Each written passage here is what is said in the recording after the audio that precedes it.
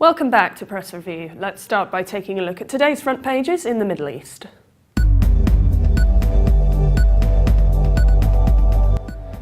From Lebanon, the Daily Star reports that Prime Minister Tamam Salam is set to resign if the cabinet fails to achieve a breakthrough on the policy statement during an open session later in the afternoon. It also reports that bombings in and around Baghdad, including blasts near 2 markets, have killed 7 people. Egypt Independent leads reporting that 6 people have died and 7 others been injured in a mall's wall collapse in Alexandria.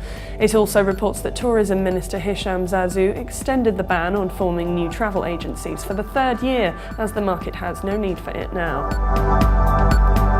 The UAE's Gulf News leads reporting that a Gulf diplomatic source has said that a week after recalling their ambassadors from Doha, Gulf states are concerned that the crisis with Qatar may be prolonged and may even get worse.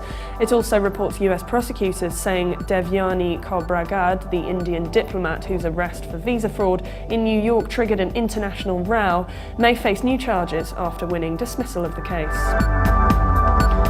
Turkey's Hurriyet Daily leads reporting that thousands of people attended the funeral of a 22-year-old who was killed by a gunshot on the sidelines of a police crackdown on protesters, mourning the death of 15-year-old Gezi victim Berkin Elvan. It also reports that Turkish Prime Minister Erdogan targeted both the main opposition and the Fethullah Gulen movement at an election rally, accusing them of conducting a smear campaign against him while vehemently denying claims he has secret accounts in Swiss banks. The Saudi Gazette leads reporting that Crown Prince Salman held talks with Chinese President Xi Jinping, discussing ways and means to further strengthen strategic ties in all vital sectors.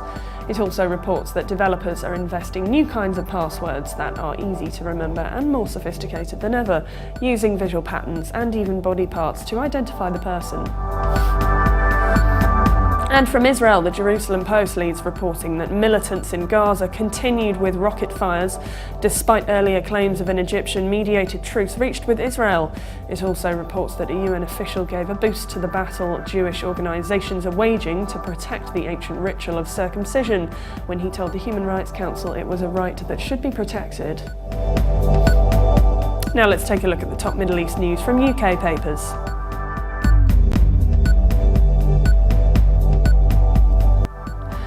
The Guardian leads its Middle East section reporting that Guantanamo Bay detainee Ahmed Belbasha, who is fighting a legal battle against US authorities over force-feeding at the detention centre, has been transferred to custody of Algerian government after being held for 12 years without charge.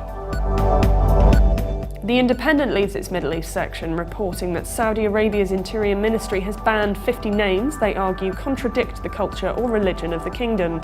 The ban was also allegedly justified by the ministry because some of the names were deemed foreign or with royal connotations. And now let's take a look at the top Middle East stories from international papers.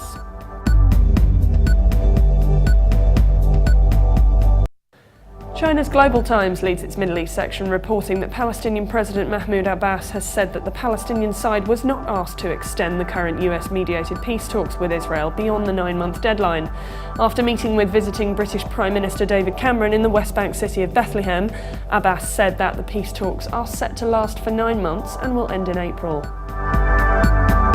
And finally, the LA Times leads its Middle East section reporting that an Islamist militant group said Thursday that it had agreed to a ceasefire after an intense round of rocket attacks on southern Israel from the Gaza Strip and retaliatory airstrikes by Israel's military.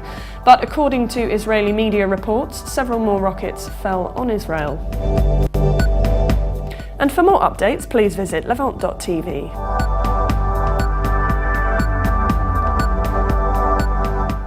Thanks for watching. Join us again on Monday. Bye for now.